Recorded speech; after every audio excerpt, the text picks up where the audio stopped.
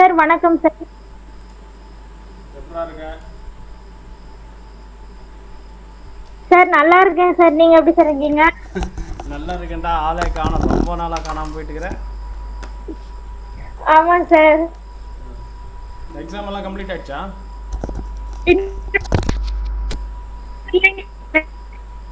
உனக்கு டவர் இஷ்யூன்னு நினைக்கிறேன். அப்படிங்களா சார்? கட் பண்ணிட்டு திருப்பி வரட்டுங்களா சார்? அப்படியே அப்படியே இரு. கொஞ்சம் டவர் இருக்கிற இடமா இருந்துச்சுன்னா நல்லாயிருக்கும். ஓகே. அப்படிங்களா? எக்ஸாம்லாம் முடிஞ்சா? இன்னும் இல்லைங்க சார். இல்லையா? ஜூன் சார் வருதுன்னு சொல்லியிருக்காங்க. சரி சரி சரி சரி. இப்போ கேக்குதுங்களா சார்? குரூப் எக்ஸாமுக்கு ப்ரிப்பேர் பண்ணிட்டு இருக்கல? ஆமாங்க சார். சரி சரிடா. இப்போ கேக்குதுங்களா சார் வாய்ஸ்? கேக்குது கேக்குது கேக்குது. சரிங்க சார். பசங்களாம் நல்லா இருக்காங்களா சார்? பாப்பாலாம் நல்லா இருக்காங்க. எஸ், நல்லா இருக்காங்க எல்லாரும். சரிங்க சார். சரி, யாராவது வராங்களான்னு பார்ப்போம், வெயிட் பண்ணுவோம். சரி சரி. சரிங்க. ஆமாம், இப்போ ப்ராம்ப்ட் ரீடிங் தான் போயிட்டுருக்கு. சரிங்க சார். நான் எப்படி நார்மலாக வாசிக்கிறேன் சார். நியூஸ் வச்சிருக்கேன். சரிங்க. ஜெயஸ்ரீ வணக்கம்டா. சார் வணக்கம் சார். வணக்கம் வணக்கம். இன்னொரு 2 மினிட்ஸ் பார்ப்போம், வேறு யாராவது வராங்களா பார்ப்போம். Okay sir. நான் நேற்று அனுப்பின அந்த நியூஸ் எடுத்து நீங்கள் ப்ராம்ப்டரில் ஓட்டிடுவீங்களா சார்? சரிடா, நான் போட்டுறேன். Okay sir. சரிங்க சார். ஓகே, நீங்கள் ரீட் பண்ணிவிடுங்க இப்போ. அப்புறம் ஜெயஸ்ரீ ரீட் பண்ணட்டும். சரிங்க சார். ஓகே. வணக்கம். செய்திகள் வாசிப்பது நந்தனா அருணேசன். மீண்டும் தலைப்பு செய்திகள். தாயகம் திரும்பிய பதிரானா மற்றும் தீக்ஷனா, காரணம் என்ன தெரியுமா? இனி விரிவான செய்திகள். 10 அணிகள் பங்கேற்றுள்ள 17வது IPL சீசன் இந்தியாவின் பல்வேறு நகரங்களில் விறுவிறுப்பாக நடைபெற்று வருகிறது. கடந்த மார்ச் மாதம் 22ஆம் தேதி தொடங்கிய இந்த தொடரில் இதுவரை 50 லீக் ஆட்டங்கள் நிறைவு பெற்று உள்ளன. இதன் முடிவில் ராஜஸ்தான், கொல்கத்தா, லக்னோ மற்றும் ஹைதராபாத் அணிகள் முறையே முதல் 4 இடங்களில் உள்ளன. இதில் நடப்பு சாம்பியனான சென்னை சூப்பர் கிங்ஸ் இதுவரை 10 போட்டிகளில் விளையாடி தலா 5 வெற்றிகள் மற்றும் 5 தோல்விகளுடன் புள்ளிப்பட்டியலில் 5வது இடத்தில் உள்ளது. எஞ்சிய 4 போட்டிகளில் குறைந்தது 3இல் வெற்றி பெற்றால் அந்த அணி எந்தவித சிக்கலுமின்றி பிளே ஆஃப் சுற்றுக்கு தகுதி பெற்றுவிடும். இந்த சூழலில் சென்னை அணியில் இடம் பிடித்திருந்த இலங்கையை சேர்ந்த வேகப்பந்து வீச்சாளர் மதிஷா பதிரானா மற்றும் சுழற்பந்து வீச்சாளர் தீக்ஷனா ஆகியோர் தற்போது நாடு திரும்பி உள்ளதாக கூறப்படுகிறது. மேலும் அவர்கள் இலங்கைக்கு சென்ற காரணமும் தற்போது வெளியாகி உள்ளது. அதன்படி எதிர்வரும் T20 உலகக்கோப்பை தொடருக்கான இலங்கை அணியில் அவர்கள் விளையாட இருப்பதினால் பாஸ்போர்ட் மற்றும் விசா தொடர்பான பணிகளுக்காகவே அவர்கள் அங்கு சென்று இருக்கிறார்கள். அந்த செயல்முறைகள் முடிந்த பிறகு அவர்கள் மீண்டும் சென்னை அணியுடன் இணைவார்கள் என்ற தகவல் வெளியாகியுள்ளது. இத்துடன் இந்த செய்தி அறிக்கை நிறைவடைகின்றன. நன்றி, வணக்கம். ஓகேடா. வாய்ஸ் லெவல் திரும்ப உங்களுக்கு குறைஞ்சிருச்சுடா? சரிங்க சார். மாறிடுச்சு வாய்ஸ் லெவல். நம்ம அப்போ முன்ன கொஞ்சம் பிடிச்சு வச்சுருந்தோம், கொஞ்சம் மிட் அண்ட் பேஸு. இப்போ விட்டுட்டோம். பழையபடி சின்ன குழந்தை மாதிரி படிக்கிற. ரைட், சரி, ஓகே ஓகே ஓகே. கொண்டு வா, வேறு வழி இல்லை. கண்டிப்பா சார். ஜெயஸ்ரீ, உங்களுக்கு ப்ராம்ப்ட் ஓட்டணுமா? Just minute. ஜெயஸ்ரீ, நேரத்துக்கு என்ன பண்ணி அனுப்பிருக்கியா? சார் நேற்று சென்ட் பண்ணியிருந்தேன் சார். ஓகே, நான் பார்க்குறேன். Okay sir. அனுப்பியிருக்கேன், நான் பார்க்குறேன். 1 2 3. ஓகே, இது ஒரு நியூஸ் இருக்குது. நான் ஒரு நியூஸ் ஓட்டுறேன், அப்புறம் போட்டோ எடுத்துக்கலாம். Okay sir. ரோஹிணி வணக்கம்டா. சார் வணக்கம் சார். நல்லா ஆளாக காணும், 20 நிமிஷம் ஆளாக காணும். நான் லிங்க் போட்டு 10 நிமிஷம் ஆச்சு. ஆடா போடா போய்க்கலாம் மெதுவா, அப்படிதானே? அப்படி இல்லை சார், கொஞ்சம் எல்லாருக்கும் சூழ்நிலை ஏண்டா, அப்படிதானே? Yes sir. சரி ப்ராம்ப்டரு ஜெயஸ்ரீக்கு நான் தான் ப்ராம்ப்டர் ஓட்டணும். ஜெயஸ்ரீ வேறு ஐமேக் காசு அதிகமாக இருக்கும் போல் ஐமேக் வேறு வாங்கிட்டு ஐஃபோன் வேறு வாங்கிட்டாங்க. சரி சார். இல்ல சார், இது ஹஸ்பண்டோட போன் சார். அதனால் கொஞ்சம் அவங்களுக்கு ப்ராம்ப்டர்லாம் ஒர்க் ஆகாது, நம்ம தான் ஓட்டி ஆகணும். சரிடா நான் ஸ்டார்ட் பண்ணட்டுமா? ஓட்டுறேன், படிக்கலாமா? Okay sir.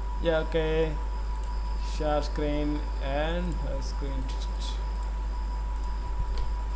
போவோம். ஜூட் 1 2 3. ஓகே, தொடர்வது விரிவான செய்திகள் போயிடுங்க அப்படியே. வணக்கம். செய்திகள் வாசிப்பது ஜெயஸ்ரீ ரவி. தொடர்வது விரிவான செய்திகள். மதம் அடிப்படையில் இடஒதுக்கீடு வழங்க காங்கிரஸ் முடிவு என பிரதமர் மோடி புகார். பிரதமர் மோடியின் குற்றச்சாட்டை காங்கிரஸ் தொடர்ந்து மறுத்து வருகிறது. கர்நாடக மாநிலத்தில் இஸ்லாமியர்கள் ஓபிசி இடஒதுக்கீட்டில் சேர்க்கப்பட்டுள்ளனர். இதன் மூலமாக மத அடிப்படையில் காங்கிரஸ் கட்சி இடஒதுக்கீடு வழங்கியுள்ளது. எஸ்சி எஸ்டி ஓபிசி இடஒதுக்கீடு இடங்களை முஸ்லிம்களுக்கு வழங்குகிறது. இதை நாடு முழுவதும் செயல்படுத்த காங்கிரஸ் கட்சி விரும்புகிறது. இதை ஒருபோதும் அனுமதிக்க மாட்டேன் என பிரதமர் மோடி தெரிவித்து வருகிறார். ஆனால் மத அடிப்படையில் இடஒதுக்கீடு என்ற பேச்சுக்கே இடமில்லை என காங்கிரஸ் தெரிவித்து வருகிறது. இந்த நிலையில் பிரதமர் மோடி இன்று குஜராத் மாநிலம் பனாஸ்கந்தா என்ற இடத்தில் நடந்த தேர்தல் பொதுக்கூட்டத்தில் பேசினார்.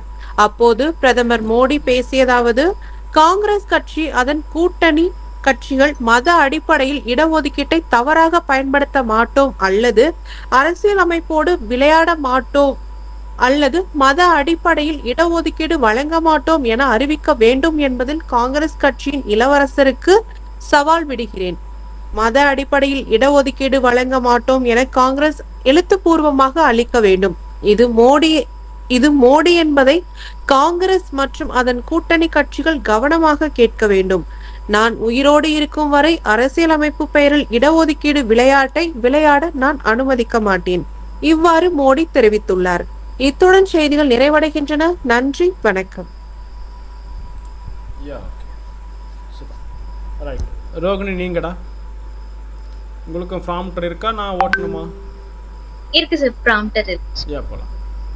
அப்படியே ஷேர் பண்ணு, ஸ்க்ரீன் ஷேர் பண்ணி ஸ்கிரிப்ட் இங்கே ஓடும், நீங்கள் அப்படியே படிக்கலாம். Okay sir.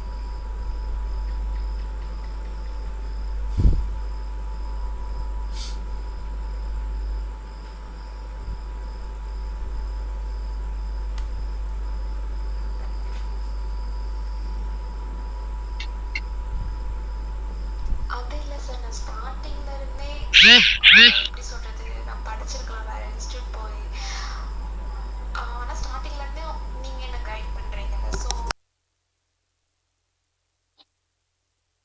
படிக்கலாம்டா ரோகிணி.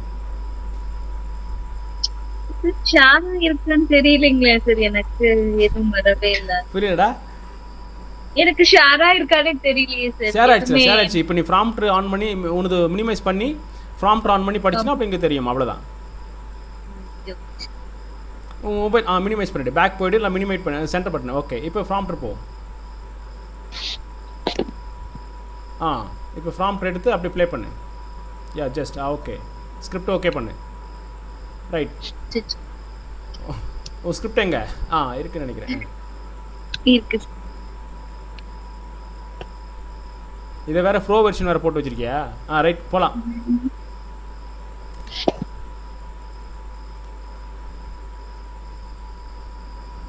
வணக்கம். தொடர்வது விரிவான செய்திகள். சார் படிக்கலாம்ல சார்? படிக்கலாம் தெரியுது. கடந்த அதிமுக ஆட்சியில் தமிழ்நாடு அரசு பணியாளர் தேர்வாணையத்தால் தேர்வு செய்யப்பட்ட 18 மாவட்ட கல்வி அலுவலர் பணியிடங்களுக்கான நியமனத்தை ரத்து செய்த சென்னை உயர்நீதிமன்றம் முறையான இடஒதுக்கீடு முறையை பின்பற்றி புதிய பட்டியலை 4 வாரத்துக்குள் வெளியிட உத்தரவு பிறப்பித்துள்ளது. சென்னை உயர்நீதிமன்றத்தில் சென்னையை சேர்ந்த நிர்மல்குமார் உள்ளிட்ட 5 பேர் தாக்கல் செய்த மனுவில் கடந்த 2020ஆம் ஆண்டு தமிழ்நாடு அரசு பணியாளர் தேர்வாணையத்தின் சார்பில் தமிழகம் முழுவதும் காலியாக இருந்த 18 மாவட்ட கல்வி அலுவலர் பணியிடங்களுக்கான தேர்வு நடைபெற்றது. இதில் 4 பணியிடங்கள் ஆசிரியர்களாக பணியாற்றியவர்களுக்கு ஒதுக்கப்பட்டது. மற்ற 14 பணியிடங்கள் பொது பிரிவினருக்கு ஒதுக்கீடு செய்யப்பட்டிருந்தது. எழுத்து தேர்வு, நேர்முக தேர்வு நடைபெற்று ரேங்க் பட்டியல் வெளியிடப்பட்ட நிலையில் அதில் முறையான இன சுழற்சி முறையை பின்பற்றி இடஒதுக்கீடு வழங்காமல் பணி நியமனங்கள் வழங்கப்பட்டன. இத்துடன் செய்தி அறிக்கை நிறைவு பெறுகின்றன. நன்றி. ஓகேடா, சூப்பர். இப்போ ஸ்டாப் பண்ணிக்கோ, ஸ்க்ரீன் ஷேரிங் ஸ்டாப் பண்ணிக்கோ. ரைட், அக்ஷயா நீங்கள் படிக்கணும்டா. எங்கே போயிருந்தீங்க? லேட்டாக வரீங்கோ? ஆமா சார், இந்த ஒரு வாரமா இந்த மே 9th கமிஷன் சார், இந்த பிஎட் ஒர்க் சப்மிட் பண்ண சார், அப்போ அந்த இதுல இருந்தோம் sir. Okay okay, no problem. Right, படிக்கலாம்டா.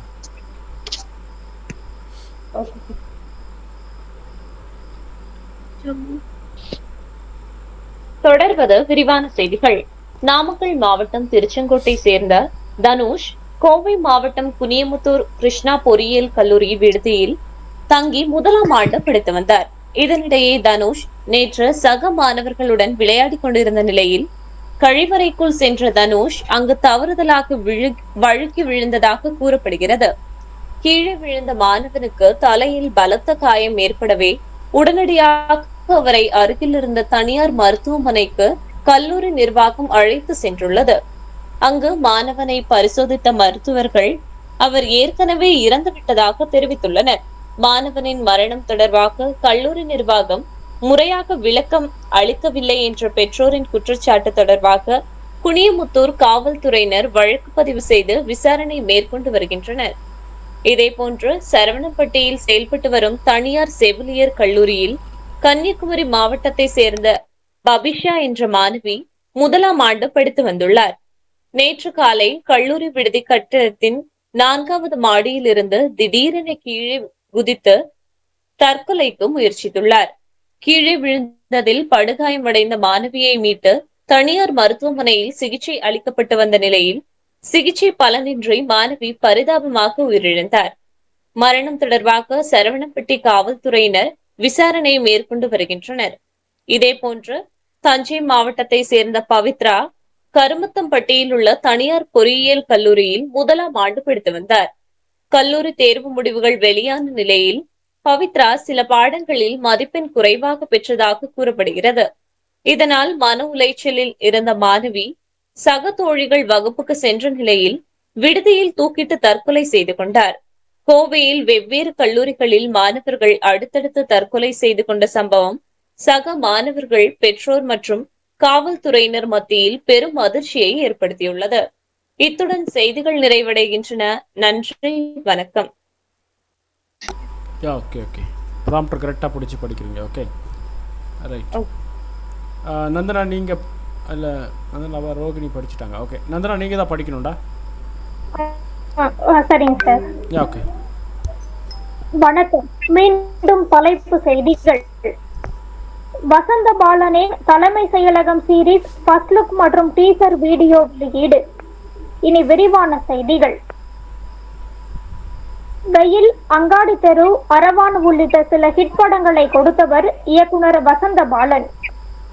சங்கரிடம் உதவி இயக்குனராக பணியாற்றிய இவர் வெயில் படத்திற்காக தேசிய விருது வென்றார். கடைசியாக அர்ஜுன் தாஸை வைத்து அநீதி என்ற தலைப்பில் ஒரு படம் எடுத்து இருந்தார். வருடம் பெற்றது. இந்த நிலையில் தற்போது வெப் சீரிஸில் இறங்கியுள்ளார். இந்த சீரிஸின் ஃபர்ஸ்ட் லுக் மற்றும் டீசர் தற்போது வெளியாகி உள்ளது.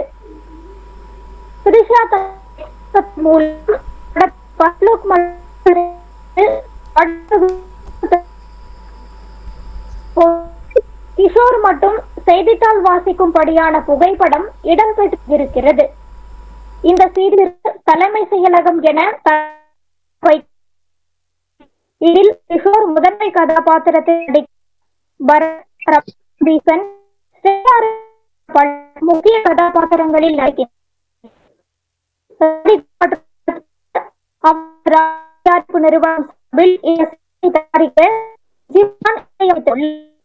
அரசியல் கதைக்களத்தை மையமாக வைத்து இந்த சீரியல் உருவாகியுள்ளது.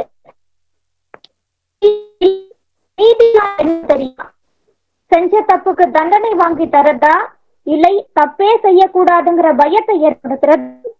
எதுவா இருந்தாலும் பாதிக்கப்பட்டவங்க பக்கம் நிக்கிறது தான் நீதி. அந்த நீதி கிடைக்கிறது குற்றங்கள் வேண்டி இருக்கும். அந்த குற்றங்களுக்கு தண்டனை கூட கிடைக்கலாம். அதன் முடிவு மரணம் இருக்கலாம். எல்லாத்தையும் தாண்டி, தன்னையும் தாண்டி ஒரு தலைவன் தன் மக்கள் மீது வைத்திருக்கிற காதல் தான் நீதி என்று கிஷோர் பேசும் நீண்ட வசனம் டீசரின் ஆரம்பம் தொடங்கி பார்க்கையில் ஒரு அரசியல் கட்சி தலைவன் ஒரு சம்பவத்து நீதிக்காக குற்றங்கள் செய்து அதனால் மரண தண்டனை வரை செல்கிறது. என்ன சம்பவம், குற்றம் என்பது விரிவாக இந்த சீரீஸ் சொல்வது போல தெரிகிறது. இந்த சீரீஸ் வருகிற 17ஆம் தேதி தமிழ் மற்றும் தெலுங்கில் G5 OTT தளத்தில் வெளியாகிறது. இத்துடன் இந்த செய்தி அறிக்கை நிறைவடைகின்றன. நன்றி, வணக்கம்.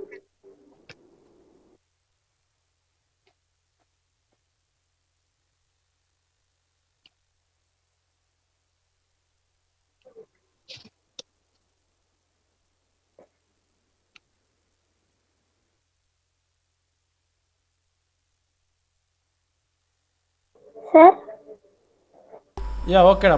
ஓகே, நான் மைக்கு ஆன் பண்ணாமல் பேசியிருக்கேன். ரைட். ஓகே, ஜெயஸ்ரீ, உங்களுக்கு நான் நீ சொல்கிறேன்டா. ஓகே.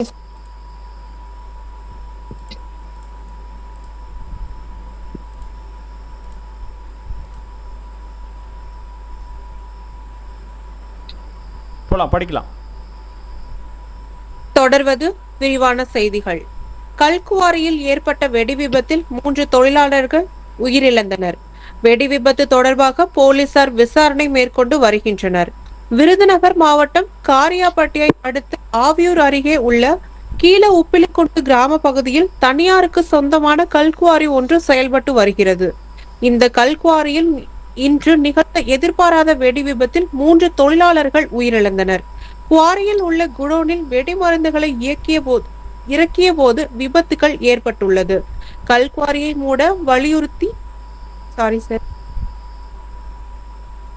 கொஞ்சம் மேல போங்க. ஓகே. கல்குவாரி அது ஃப்ளோ கரெக்டா வரல சார். கல்குவாரியை மூட வலியுறுத்தி மக்கள் சாலை மறியலில் ஈடுபட்டனர். Okay sir. கல்குவாரியை மூட வலியுறுத்தி மக்கள் சாலை மறியலில் ஈடுபட்டனர். வெடி விபத்து தொடர்பாக போலீசார் விசாரணை மேற்கொண்டு வருகின்றனர். இந்த நிலையில் இந்த சம்பவத்தில் 2 மீது போலீசார் வழக்கு பதிவு செய்துள்ளனர். வெடி விபத்து தொடர்பாக 2 மீது 4 பிரிவுகளின் கீழ் வழக்கு பதிவு செய்துள்ளனர். இதில் குவாரியின் உரிமையாளர் ராஜ்குமார் மற்றும் சேது என்பவர் மீது வழக்கு பதிவு செய்யப்பட்டுள்ளதாக மாவட்ட காவல் கண்காணிப்பாளர் பெரோஸ்கான் அப்துல்லா தெரிவித்துள்ளார்.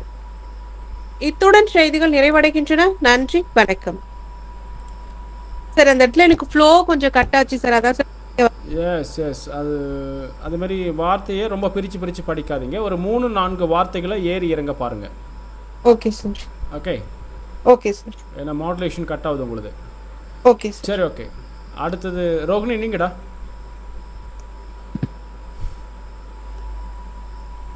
சரி, ஓகே.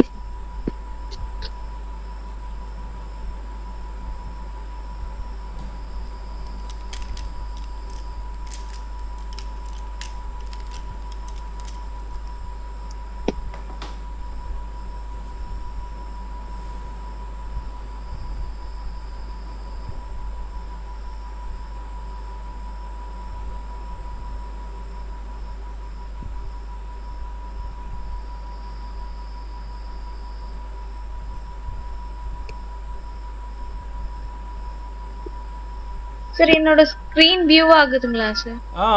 ஷேர் ஆயிடுச்சு. நீங்க ப்ளே பண்ணி படிக்கலாம். ஓகே.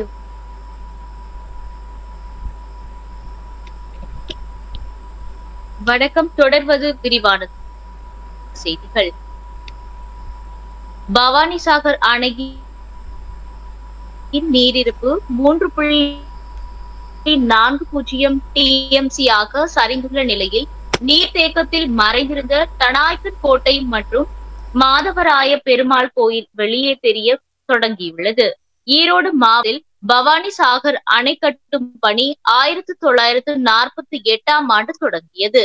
இதனால் அணையின் நீர்த்தேக்க பகுதியில் இருந்த வடவள்ளி, பீர்க்கடவு, பட்டரமங்கலம், குய்யனூர் உள்ளிட்ட கிராம மக்கள் பண்ணாரி வனப்பகுதிக்கு குடியேறினர். இக்கிராம மக்கள் வழிபாடு செய்து வந்த மாதவராய பெருமாள், சோமேஸ்வரர் மற்றும் மங்களாம்பிகை கோயில்கள் தனாய்க்கன் கோட்டை என்ற பெயரில் அழைக்கப்பட்டன. அணையின் நீர்த்தேக்க பகுதியில் இருந்த கோயில் சிலைகள் கீழ்பவானி வாய்க்கால் கரையோரம் புதிய கோயில் கட்டப்பட்டு பிரதிஷ்டை செய்யப்பட்டது. பவானி சாகர் அணை கட்டுமான பணி கடந்த 1955ஆம் ஆண்டு நிறைவடைந்த நிலையில் அணையில் நீர் தேக்கப்பட்டதால் கற்களால் கட்டப்பட்ட கோயில் மற்றும் மண்டபங்கள் மூழ்கின. தொடர்ந்து நீருக்குள் இருப்பதால் தனாய்க்கன் கோட்டை மற்றும் கோயில் பாதிதான் காப்பி ஆயிருக்கு சார்.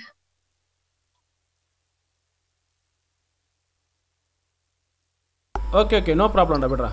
ஓகே, அதே மாதிரி நீ பேஸ் வாய்ஸ் கொஞ்சம் சேர்த்துக்கோ. ஐ மீன் மீடியம் வாய்ஸை கொஞ்சம் ஆட் பண்ண வேண்டியதாக இருக்கும். ஓகே, பேஸ் வாய்ஸ் லெவல் கொஞ்சம் சேஞ்சஸ் பண்ணு. திரும்ப பழையபடி வந்திருக்கு. Okay sir. Okay sir. Guna வணக்கம். வணக்கம் சார். வெயிட் பண்ணுங்க. அக்ஷயா படிக்கலாம். Yes sir.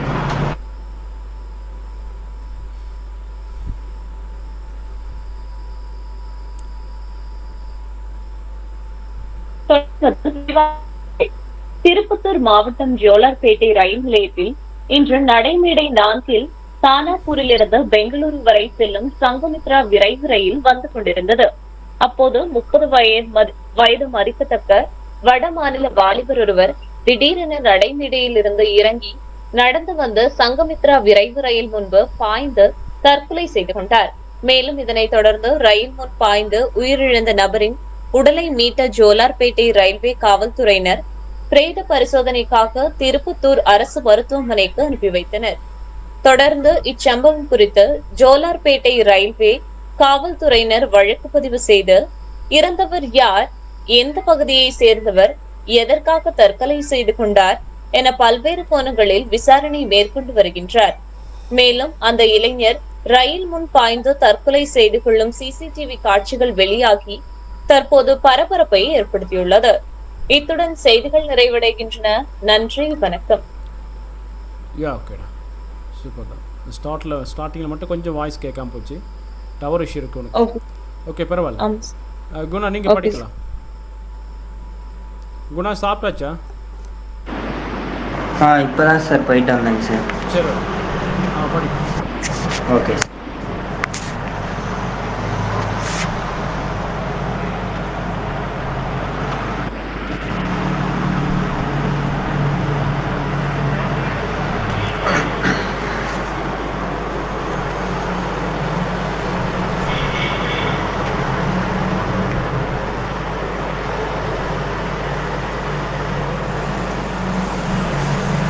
சார் படிக்கலாமா சார்? ஓகே, படிக்கலாம். ஓகே. செய்திகள் தொடர்கின்றன. T20 உலக கோப்பை கிரிக்கெட் போட்டி ஜூன் 1ஆம் தேதி முதல் 29ஆம் தேதி வரை வெஸ்ட் இண்டீஸ் மற்றும் அமெரிக்காவில் நடக்கிறது. இந்த போட்டியில் பங்கேற்கும் 20 அணிகளும் 15 பேர் கொண்ட அணியை மே 1ஆம் தேதிக்குள் அறிவிக்க வேண்டும் என்று ICC சர்வதேச கிரிக்கெட் கவுன்சில் அறிவித்திருந்தது. ஏற்கனவே நியூசிலாந்து, இங்கிலாந்து, தென்னாப்பிரிக்கா போன்ற நாடுகள் தங்களது அணிகளை அறிவித்துவிட்டது. இந்த நிலையில் இந்திய அணி எப்போது அறிவிக்கப்படும் என்ற எதிர்பார்ப்பு கிரிக்கெட் ரசிகர்கள் மத்தியில் நிலவி வந்தது. 15 பேர் கொண்ட இந்திய அணி விவரம்: ரோஹித் சர்மா, ஜெஸ்வால், விராட் கோலி, சூரியகுமார் யாதவ், ரிஷப் பண்ட், சஞ்சு சாம்சன், ஹர்திக் பாண்டியா, சிவம் துபே, ரவீந்திர ஜடேஜா, அக்சர் பட்டேல், குல்தீப் யாதவ், யுஸ்வேந்திர சாகல், ஹர்ஷதீப் சிங், ஜஸ்பிரீத் பும்ரா, முகமது சிராஜ் ஆகிய வீரர்கள் அணியை வெற்றி அடைய செய்தனர். இத்துடன் இந்த செய்திகள் நிறைவடைகின்றன. நன்றி, வணக்கம். ஓரளவுக்கு வந்துட்டீங்க. ப்ரெசன்டேஷன் மட்டும் தான் சொன்ன மாதிரி ஃபேஸ் ப்ரெசன்டேஷனில் மட்டும் தான் உங்களுக்கு பார்க்க வேண்டியது இருக்குதுன்னா அது சரி. Okay sir. Okay, professional news அதுக்கப்புறம் நீங்கள் எங்கே போனாலும் உங்கள் சேனலில் வேண்டாம்னு சொல்ல மாட்டாங்க. Okay okay okay. Sir. Next Nandana நீங்கடா. Okay sir. ம் வணக்கம். மீண்டும் தலைப்பு செய்திகள். மணிப்பூர் செல்வதற்கான நேரத்தை பிரதமர் மோடி கண்டுபிடிக்கவில்லை. ப. சிதம்பரம் விமர்சனம். இனி விரிவான செய்திகள். காங்கிரஸ் மூத்த தலைவரும் முன்னாள் மத்திய நிதி மந்திரியுமான ப. சிதம்பரம் வெளியிட்டுள்ள எக்ஸல பதிவில் மே 3, 2023 அன்று மணிப்பூரில் வெடித்த கலவரத்தின் ஆண்டு நினைவு தினம் இன்று. முழுமையாக 365 நாட்கள் கடந்துவிட்டன. இன்னும் பிரதமர் மோடி மணிப்பூருக்கு செல்வதற்கு விருப்பமோ அல்லது அதற்கான நேரத்தையோ கண்டுபிடிக்கவில்லை. பிப்ரவரி 2024 வரை மணிப்பூரில் 219 பேர் கொல்லப்பட்டனர். ஆயிரக்கணக்கானோர் காயமடைந்தனர். 60,000த்திற்கும் மேற்பட்ட மக்கள் தங்கள் வீடுகளை விட்டு வெளியேறி முகாம்களில் வாழ்கின்றனர். வீடுகள் இடிக்கப்பட்டன மற்றும் வழிபாட்டு தலங்கள் சேதப்படுத்தப்பட்டன. மணிப்பூர் இன்னமும் பிரேம்சிங் தலைமையிலான பாஜக அரசாங்கத்தால் ஆளப்படுகிறது. ஆனால் அதன் அதிகாரம் முக்கியமாக மைதேயி மக்கள் வசிக்கும் இம்பாலுக்கு அப்பால் செயல்படவில்லை. இருப்பினும் மோடியின் அரசாங்கம் மணிப்பூரின் திசையை பார்க்கவோ அல்லது பதற்றமான மாநிலத்தில் அமைதியை கொண்டு வரவோ மறுத்துவிட்டது. இந்திய அரசியலமைப்பு சட்டத்தின் 355வது பிரிவு முடமாக உள்ளது. அரசியலமைப்பின் 356வது பிரிவு துருப்பிடித்து வருகிறது. திறமையற்ற மற்றும் மதிப்பிழந்த அரசாங்கம் பெருமை வாய்ந்த வரலாற்றை கொண்ட பெருமைமிக்க அரசை தொடர்ந்து வழிநடத்துகிறது. மணிப்பூர் மக்கள் சொல்லுனா துயரத்திற்கு ஆளாகின்றனர். மணிப்பூர் மக்களுக்காக நான் வருந்துகிறேன், இவ்வாறு தெரிவித்துள்ளார். இத்துடன் இந்த செய்தி அறிக்கை நிறைவடைகின்றன. நன்றி, வணக்கம். ஓகேடா. எஸ் நெக்ஸ்ட் யார்? ரோகிணியா? ரோகிணி நீங்கடா. நோ இல்லை, சாரி, ஜெயஸ்ரீ. நான் உங்களுக்கு நியூஸ் ஓட்டணும். இல்லைடா, நியூஸ் எடுத்துகிட்டு வரேன்.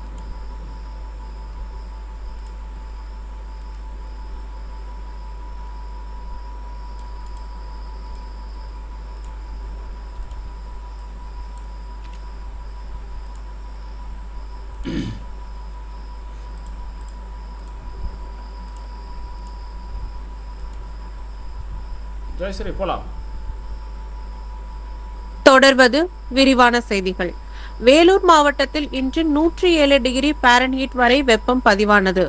சேலம் ஏற்காட்டில் சுட்டெரித்து வந்த வெயிலுக்கு இடையே கோடை மழை. வட தமிழக உள் மாவட்டங்களில் இன்றும் நாளையும் அநேக இடங்களில் வெப்ப அலை வீசக்கூடும் என சென்னை வானிலை ஆய்வு மையம் தெரிவித்துள்ளது.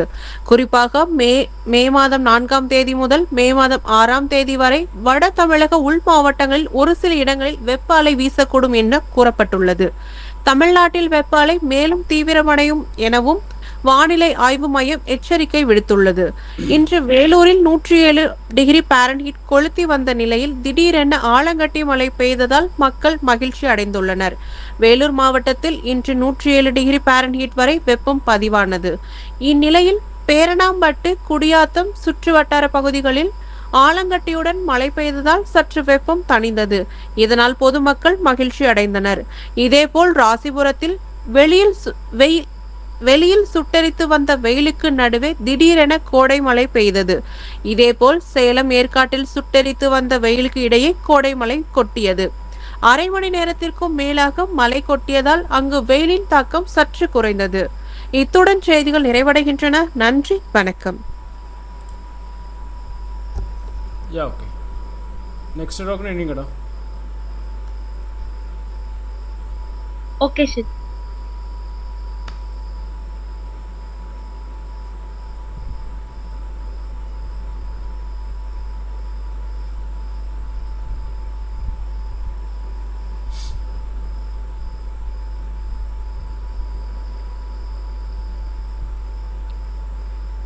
வணக்கம். தொடர்வது விரிவான செய்திகள். புதுச்சேரியில் மீன்பிடி தடைக்கால உதவித்தொகையை ரூபாய் 10,000 மழைக்கால உதவித்தொகையை ரூபாய் 6,000 உயர்த்தி வழங்க நடவடிக்கை எடுக்க வேண்டும் என்று அதிமுக கோரியுள்ளது. புதுச்சேரி மாநில அதிமுக செயலாளர் அன்பழகன் தலைமையில் இன்று முதல்வர் ரங்கசாமியை அவரது அலுவலகத்தில் சந்தித்து மனு ஒன்று அளிக்கப்பட்டது.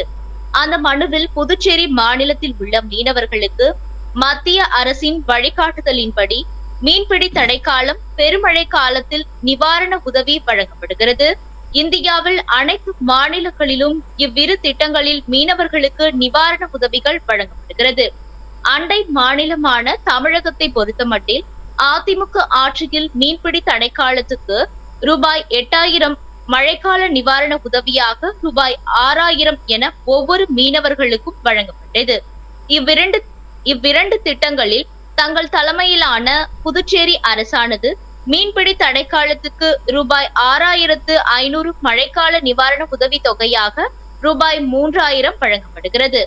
மத்திய அரசின் குறைந்தபட்ச கீழ்நிலை தொழிலாளர்களுக்கு ரூபாய் 320 தினக்கூலியாக வழங்க வேண்டும் என அரசாணை உள்ளது. அதன் அடிப்படையில் பார்த்தாலும் மீன்பிடி தடைக்காலத்துக்கு 61 நாட்களுக்கு ரூபாய் 19,520 இழப்பீடு தொகையாக அரசு வழங்க வேண்டும். ஆனால் புதுச்சேரி அரசு மீன்பிடி தடைக்காலத்துக்கு ரூபாய் 6500 வழங்குகிறது.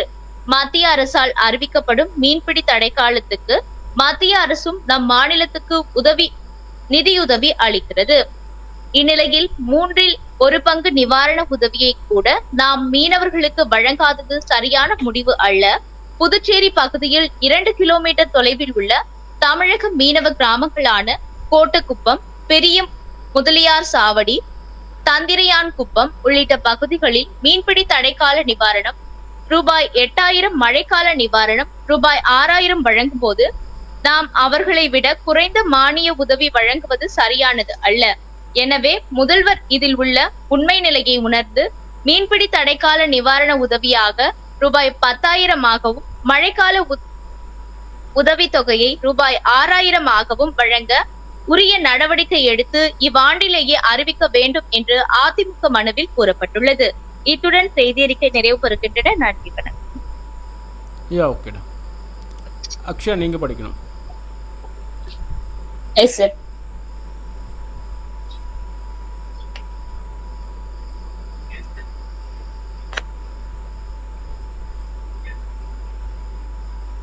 தொடர்பது விரிவான செய்திகள். சென்னையில் உள்ள எம்.ஏ. சிதம்பரம் மைதானத்தில் சென்னை சூப்பர் கிங்ஸ் மற்றும் சன்ரைசர்ஸ் ஹைதராபாத் அணிகளுக்கு இடையிலான IPL 2024 தொடரின் 46வது லீக் போட்டி நடைபெற்றது. இதில் முதலில் பேட்டிங் செய்த CSK ருத்ராஜ் கேக்வாட் மற்றும் டேரில் மிட்செல் அதிரடியால் 20 ஓவர்களில் 3 விக்கெட்டுகளை இழந்து 212 ரன்கள் குவித்தது. இதில் கேக்வாட் 98 ரன்களும் மிட்செல் 58 ரன்களும் எடுத்தனர். பின்னர் கடின இலக்கை துரத்திய சன்ரைசர்ஸ் ஹைதராபாத் அணியின் டாப் ஆர்டர் பேட்ஸ்மேன்களாக சொற்ப ரன்களில் ஆட்டமிழந்தனர். டிராவிஸ் ஹெட் 13, அபிஷேக் சர்மா 15 ரன்களில் வெளியேற இம்பாக்ட் பிளேயராக வந்த அன்மோல் பிரீத் சிங் கோல்டன் டக்கில் ஆட்டமிழந்தனர். அதன் பிறகு வந்த மிடில் ஆர்டர் பேட்ஸ்மேன்களான Aiden Markram, Nitish Reddy 15, Heinrich Klaasen 20, Abdul Samad 19 ரன்களில் நடையை கட்டினர். கடைசியில் வந்த ஷாபாஸ் அகமது 7, பேட் கமின்ஸ் 5, புவனேஸ்வர் குமார் 4, ஜெய்தேவ் உனத்கட் 1 என்ற சொற்ப ரன்கள் மட்டுமே குவித்தனர். பவுலிங்கை பொறுத்தவரையில் CSK அணியில் துஷார் தேஷ்பாண்டே 4 விக்கெட்டுகள் கைப்பற்றி அசத்தினார். மேலும் முஷ்தாப்ஜுர் ரஹ்மான், மதீஷா பதிரானா தலா 2 விக்கெட்டுகள் கைப்பற்றினர். ரவீந்திர ஜடேஜா மற்றும் ஹர்ஷிதுல் தாக்கூர் தலா 1 விக்கெட் கைப்பற்றினர். இந்த நிலையில் தான் இந்த போட்டிக்கு முன்னதாக CSK வேகப்பந்து வீச்சாளர் துஷார் தேஷ்பாண்டே நடிகர் அஜித் குமாரை சந்தித்து பேசியுள்ளார். இது தொடர்பான புகைப்படங்கள் வைரலானது. 3 நாட்களுக்கு பிறகு நடைபெற்ற சன்ரைசர்ஸ் ஹைதராபாத் அணிக்கு எதிராக 3 ஓவர்கள் வீசி 27 ரன்கள் கொடுத்து 4 விக்கெட்டுகள் கைப்பற்றியிருக்கிறார். இந்த சீசனில் அவர் விளையாடிய 8 போட்டிகளில் 29 ரன்கள் வீசி 250 ரன்கள் கொடுத்து 6 விக்கெட்டுகள் கைப்பற்றியிருக்கிறார்.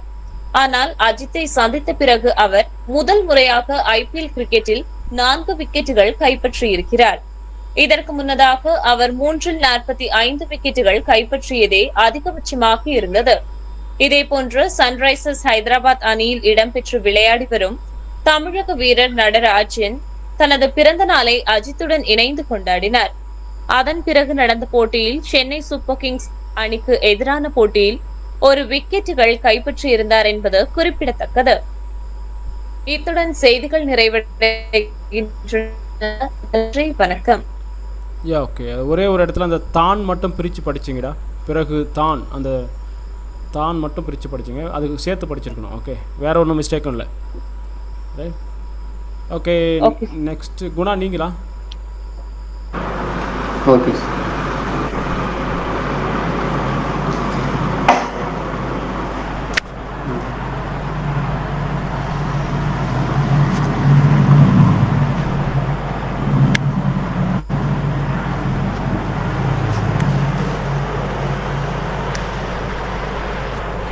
செய்திகள் தொடர்கின்றன.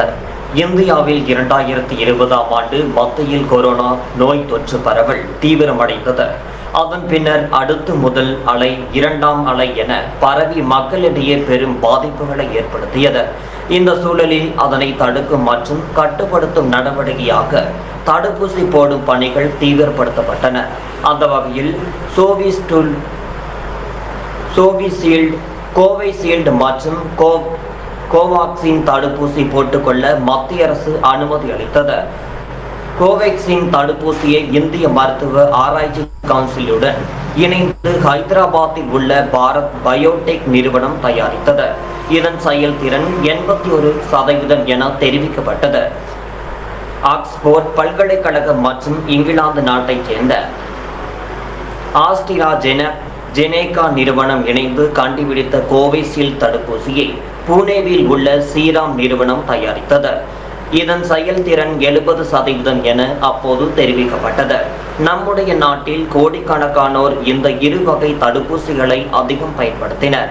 இவற்றில் கோவிஷீல்டு தடுப்பூசியே இந்தியாவில் பரவலாக தட்டுப்பாடின்றி கிடைத்தது. இதுபோக 10 கோடி கோவிஷீல்டு தடுப்பூசி டோஸ்கள் இந்தியாவில் வீணாகிவிட்டனர் என்று கூறப்பட்டது. இந்த நிலையில் கோவிஷீல்டு தடுப்பூசி போட்டுக்கொண்ட பின்னர் மரணங்களும் மற்றும் கடுமையான காயங்களும் நிறைய பேருக்கு ஏற்பட உள்ளன என புகார் எழுந்தது. இதனைத் தொடர்ந்து இங்கிலாந்து ஐகோர்ட்டில் இதற்கு எதிராக 51க்கு மேற்பட்ட வழக்குகள் தொடரப்பட்டன. ரூபாய் 1047 கோடி வரை இழப்பீடு தொகை தர வேண்டும் என்று வலியுறுத்தப்பட்டது. இத்துடன் இந்த செய்திகள் நிறைவடைகின்றன. நன்றி, வணக்கம்.